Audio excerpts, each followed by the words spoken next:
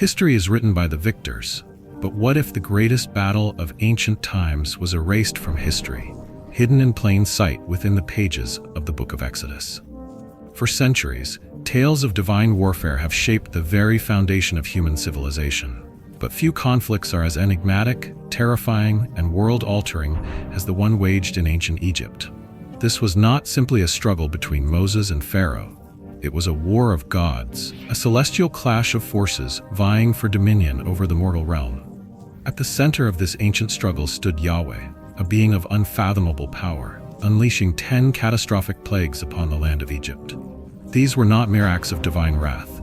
They were precise, calculated strikes aimed at dismantling the authority of Egypt's most revered deities and breaking the will of its ruler.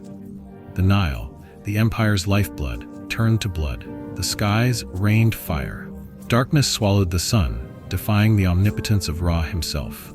The firstborn fell in silent terror, a final blow to Osiris, god of resurrection and judgment. Was this divine punishment, or was it a strategic attack in an ancient war between celestial factions?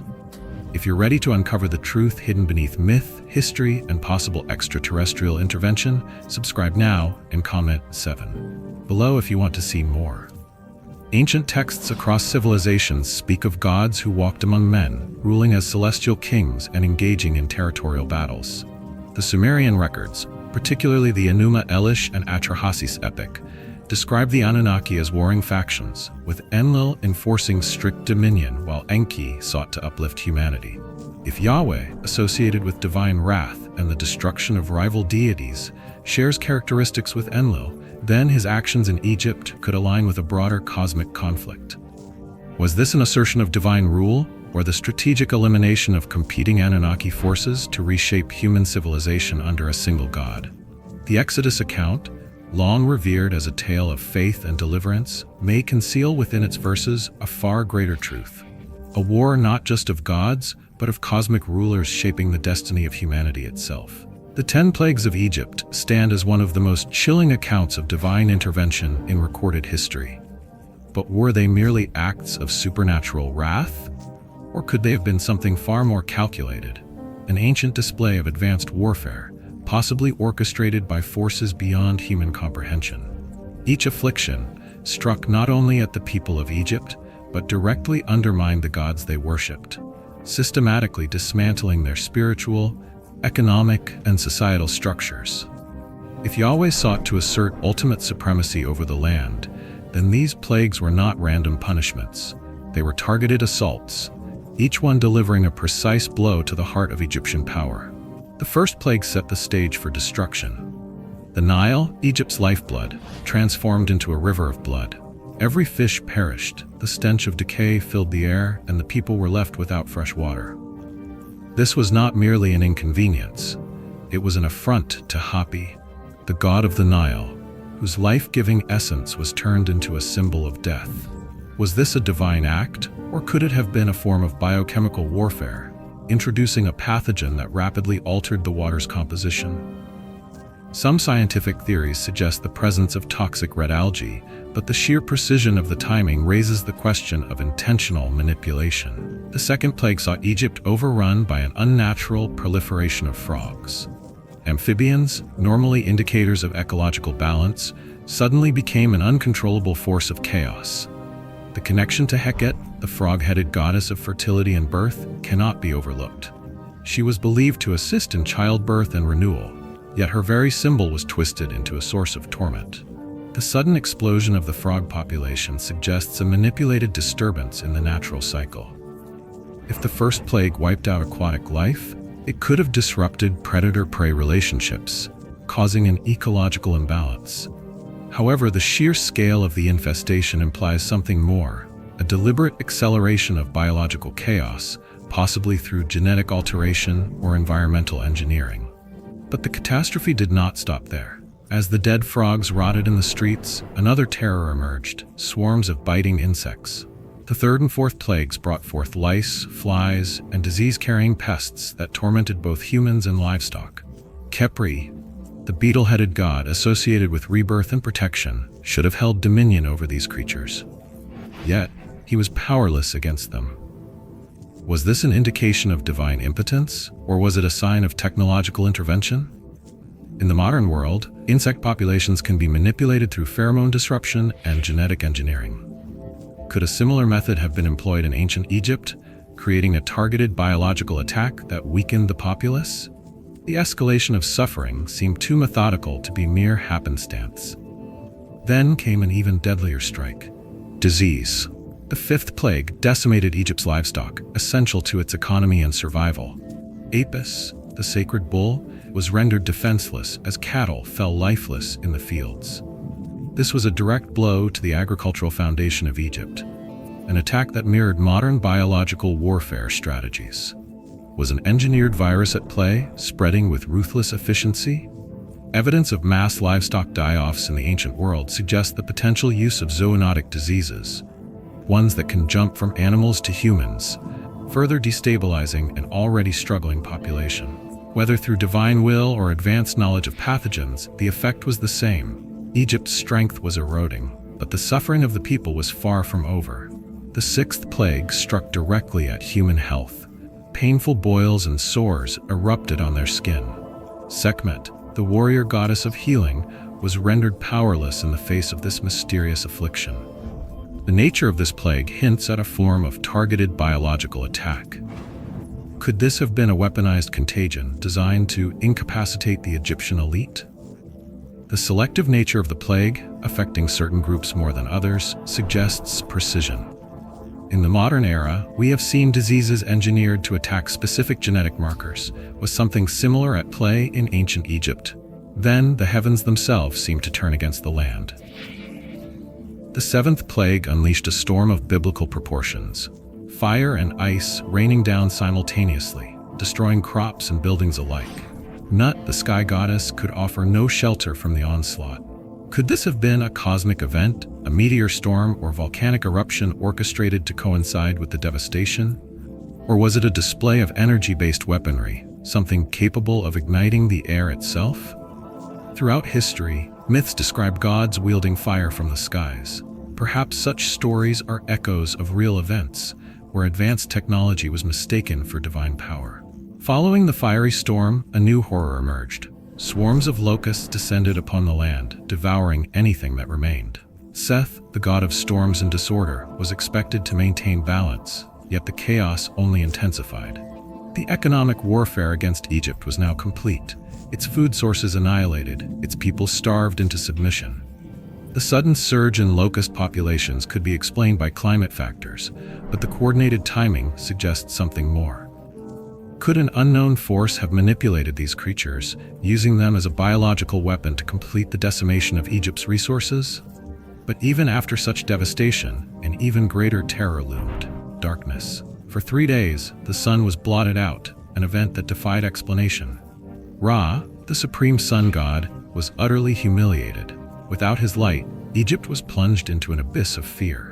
What could have caused such an event? A volcanic eruption could release enough ash to obscure the sun, but the precision of the event, lasting exactly 3 days, suggests an external force at work. Was this a deliberate manipulation of the atmosphere, a controlled phenomenon that demonstrated Yahweh's supremacy in the most direct way possible? Finally, the ultimate strike came: the death of the firstborn. This was not an indiscriminate plague. It was a calculated, targeted extermination. Osiris, the god of the underworld and resurrection, could not intervene. This was a direct attack on the future of Egypt, an eradication of its ruling class.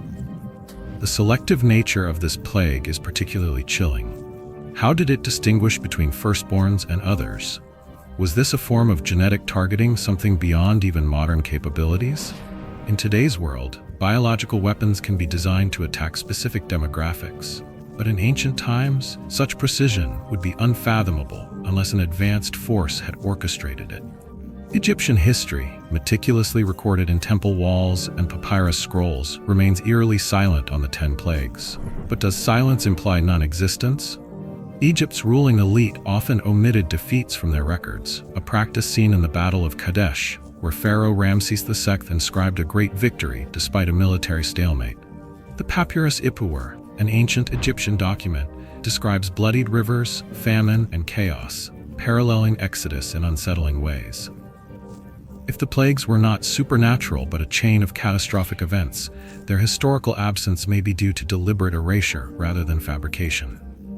The question is not whether Egypt suffered, but whether Yahweh's intervention was divine, extraterrestrial, or merely history's most well-timed natural disaster. The possibility that Egypt's gods were more than mythological figures, that they were, in fact, beings with tangible power, opens a new dimension to this story.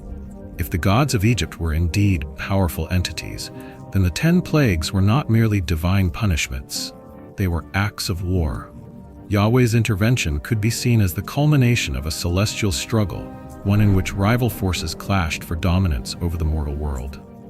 Some ancient texts suggest that Earth was once visited by beings of great power, gods, or perhaps interstellar beings whose influence shaped human civilization.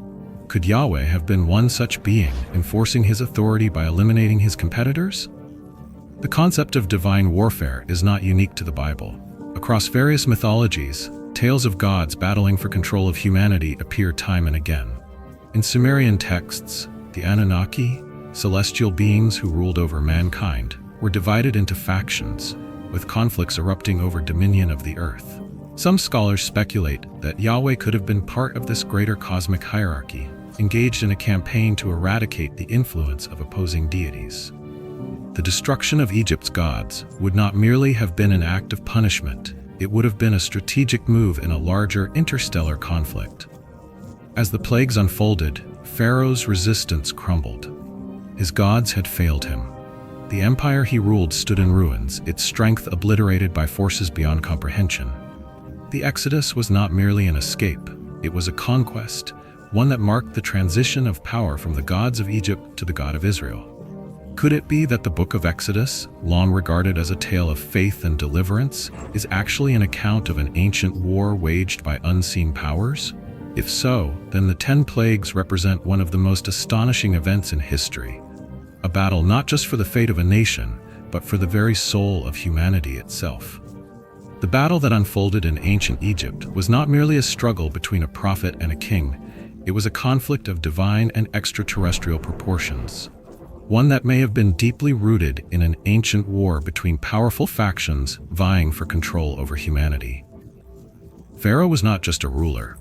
He was possibly a chosen representative of a greater force, one that had long influenced the course of Egyptian civilization. His authority, his divine right to rule, was not self-proclaimed. It was granted by the gods of Egypt, gods who may have been more than mere mythological constructs. In Sumerian tradition, the Anunnaki were celestial beings who governed the affairs of mankind, divided into rival factions that constantly sought to assert dominance over the earth.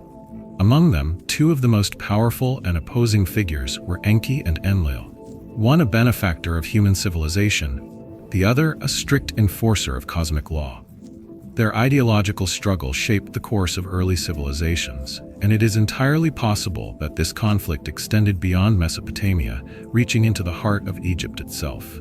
If Egypt's pantheon was not a mere invention of religious belief, but instead an extension of the Anunnaki presence, then Pharaoh's power was tied to these ancient beings. Thoth, Osiris, and Ra, among the most venerated deities of Egypt, may have been high-ranking members of the Enki faction, overseers of a civilization that had thrived for thousands of years. Thoth, the god of wisdom and knowledge, was often associated with advanced learning and the mysteries of the cosmos, hinting at a figure who may have possessed access to highly sophisticated technology. Osiris, the ruler of the afterlife and rebirth, was more than a deity of resurrection. His influence extended over the very fabric of life and death, possibly through an understanding of genetics and longevity beyond human comprehension. Ra, the supreme sun god, stood as the very embodiment of divine authority, ruling from the celestial plane and ensuring the continuation of Egyptian sovereignty. These figures, if seen through the lens of Anunnaki influence, would not have simply been spiritual guides, but direct benefactors of Egyptian civilization, possibly providing Pharaoh with knowledge and technological advancements that allowed his empire to flourish beyond what should have been naturally possible for the time. Yet there existed another force, one that opposed their dominion, one that sought to disrupt the balance of power and tear Egypt from the grasp of its divine protectors.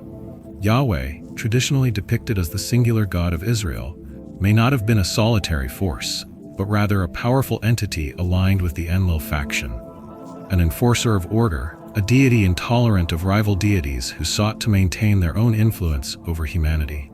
If the Enki faction had taken Egypt under its wing, fostering its rulers and elevating its knowledge, then Yahweh's mission was clear: dismantle their power, break their hold over the land, and establish a new order, one in which a single divine authority would reign supreme.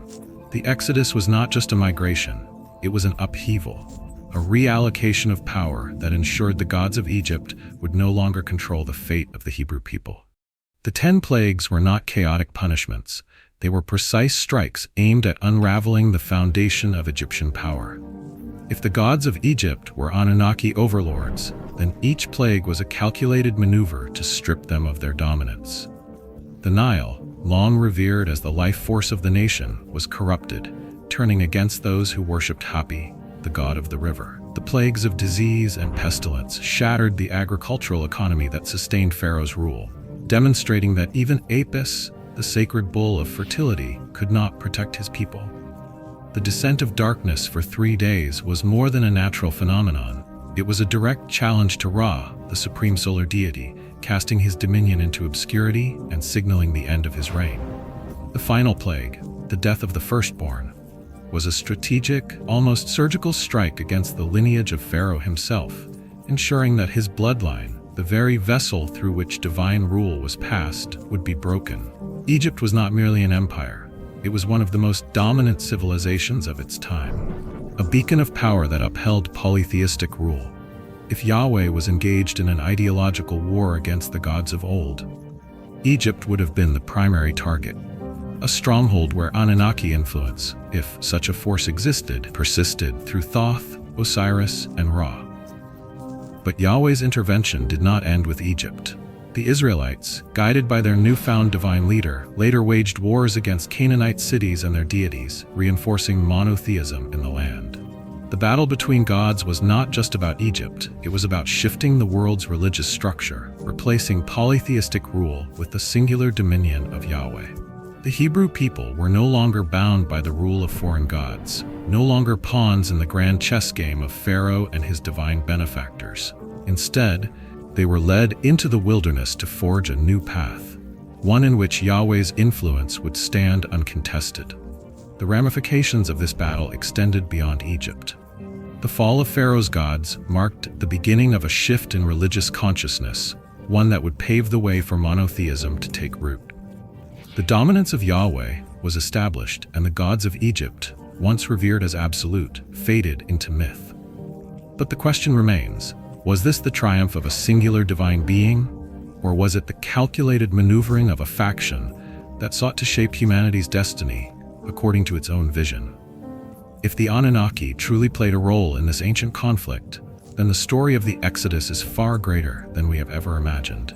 It is not just the tale of liberation, it is the story of an interstellar war waged upon the earth, with the fate of entire civilizations hanging in the balance. The echoes of the 10 plagues are not confined to the pages of scripture. They are inscribed in the very records of ancient Egypt itself. One of the most compelling pieces of historical evidence comes from the papyrus Ipuwer, a document dating back to the Middle Kingdom, or possibly the Second Intermediate Period of Egypt. This ancient text describes scenes of catastrophe that mirror the biblical plagues with unnerving precision. Waters turning to blood, societal collapse, famine, and an unnatural darkness blanketing the land. It speaks of Egypt in turmoil, of a nation brought to its knees by forces beyond its control. The alignment between this document and the Exodus account raises unsettling questions. Was this merely an exaggerated retelling of real disasters, or does it provide tangible proof that these afflictions were not mere legend, but historical reality? And if so, were these events the result of natural phenomena, or were they engineered by an intelligence with a far greater agenda? Modern science has attempted to decode the plagues through the lens of natural disasters and ecological chain reactions. The first plague, the transformation of the Nile into a river of blood, has been theorized to result from burgundy blood algae, a toxic microorganism that, under the right conditions, can cause waters to turn a deep red. The proliferation of this algae could have suffocated marine life, leading to mass die-offs and contaminating the water supply. This, in turn, could have triggered the next domino in the chain, an outbreak of amphibians. As the balance of the Nile's ecosystem collapsed, frogs would have fled en masse from the dying waters, explaining the sudden invasion of these creatures upon Egyptian lands. But if this was a natural occurrence, why did it coincide so precisely with the warnings of Moses? Why did it follow a structured sequence, each event amplifying the devastation of the last? The notion that this was purely coincidental grows weaker with each connection. As the biological order unraveled, the next series of plagues seemed to take shape. Swarms of biting insects, pestilence that ravaged livestock, and boils that tormented the people of Egypt. Scientific explanations suggest that the presence of decaying frog carcasses could have fueled the spread of disease-carrying flies and gnats. The combination of unhygienic conditions and insect-borne illnesses could have led to outbreaks of anthrax, a deadly disease that particularly targets animals but can spread to humans.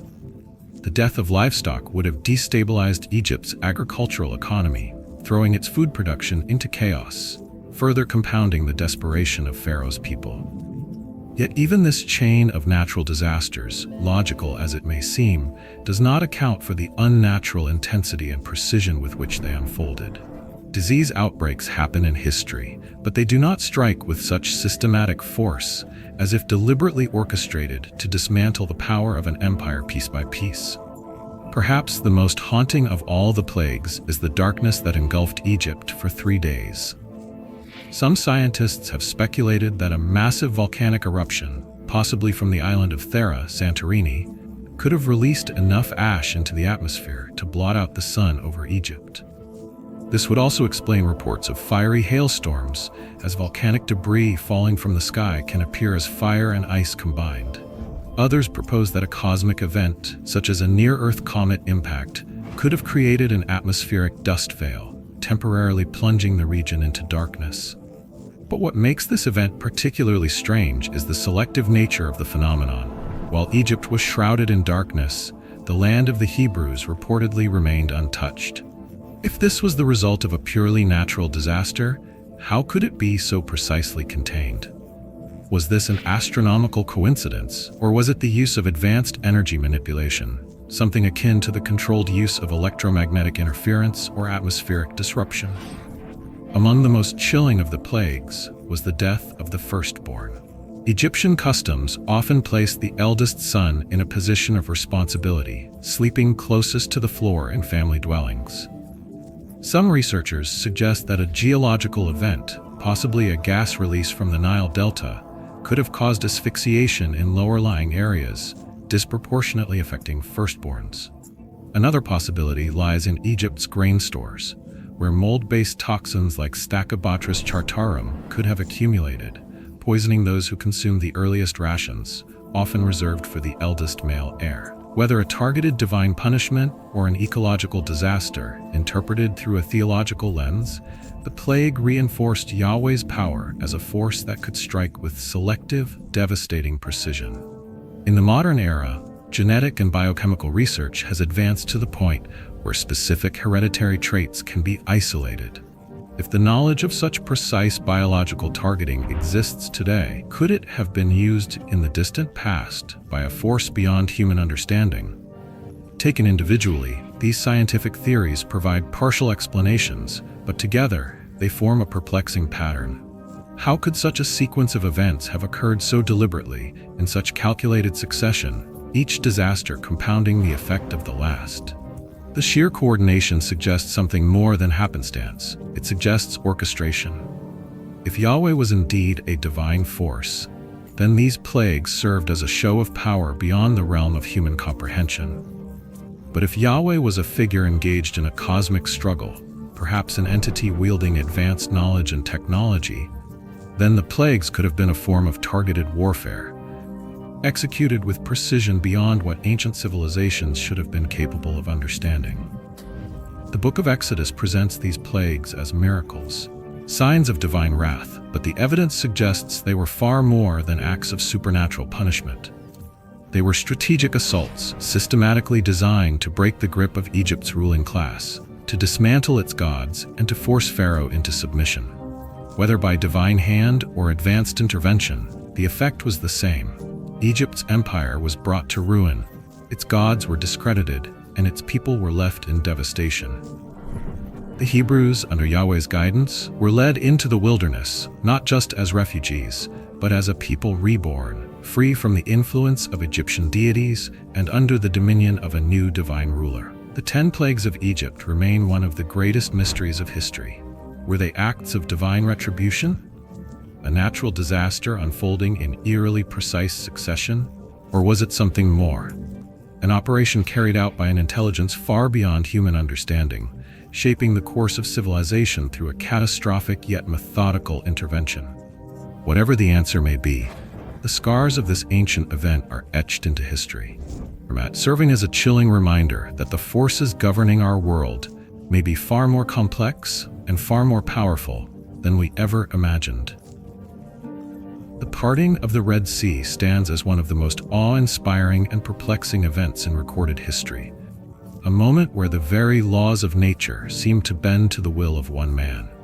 Moses, leading the Israelites in their desperate escape from the pursuing Egyptian army, raised his staff, and the waters split apart, creating a passage through which his people walked unharmed.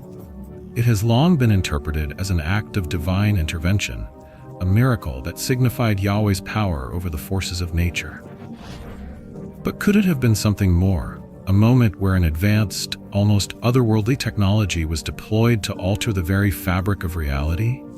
Throughout history, myths and religious texts have described gods and celestial beings wielding forces beyond human comprehension, shaping landscapes, controlling the elements, and defying gravity itself. If Yahweh was not merely a spiritual force but a powerful entity, perhaps one with access to advanced knowledge, then the parting of the Red Sea may not have been a miracle in the traditional sense, but a demonstration of highly sophisticated technology beyond the understanding of ancient civilizations. Some have speculated that this event could have been the result of a controlled gravitational field, a force strong enough to displace millions of gallons of water, temporarily suspending them in place to create a path of escape. In modern physics, we understand that gravity is not merely a force, but a curvature of space-time. Could an advanced intelligence have manipulated this curvature, creating a localized gravity anomaly that forced the waters apart? Others suggest the use of anti-gravity technology, a theoretical but scientifically plausible concept that would allow for the suspension of massive bodies of water, akin to how electromagnetic fields can manipulate physical matter. Another possibility lies in seismic manipulation, where a controlled undersea earthquake or tidal shift could have created a temporary land bridge, allowing the Israelites to cross before the waters came crashing back. Some researchers point to the possibility of a perfectly timed wind set-down effect, where powerful, sustained winds could push water away from a shallow seabed, exposing a temporary crossing before the natural forces reasserted themselves. But even if one of these natural explanations holds merit, the staggering precision of the event, its occurrence exactly when Moses called upon it, its timing to allow passage before swallowing the Egyptian army whole. The 10 plagues of Egypt were more than a biblical legend. They were a systematic dismantling of an empire, targeting its spiritual, economic, and political foundations. Whether seen as divine retribution, advanced warfare, or an extraterrestrial intervention, one thing is clear. This event reshaped the course of human history. Was Yahweh a supreme deity asserting dominance, an Anunnaki overlord erasing rival forces, or were these plagues merely natural disasters interpreted through mythological lenses? The absence of Egyptian records raises more questions than answers, yet the papyrus Ipuwer eerily mirrors the Exodus account, hinting at a real historical catastrophe that Pharaoh sought to erase. The parting of the Red Sea, a miraculous escape, or evidence of lost technology? Could it have been gravitational manipulation, seismic interference, or anti-gravity fields at work? The deeper we dig, the more we realize that history, mythology, and science may not be so different after all. What do you think? Was the Exodus a cosmic battle, a divine reckoning, or a forgotten chapter of ancient warfare? Comment your theory below, and let's uncover the truth together. Subscribe for more hidden history, mythology, and ancient mysteries. If you've made it this far, drop a 7 in the comments, so I know you're one of the seekers of truth.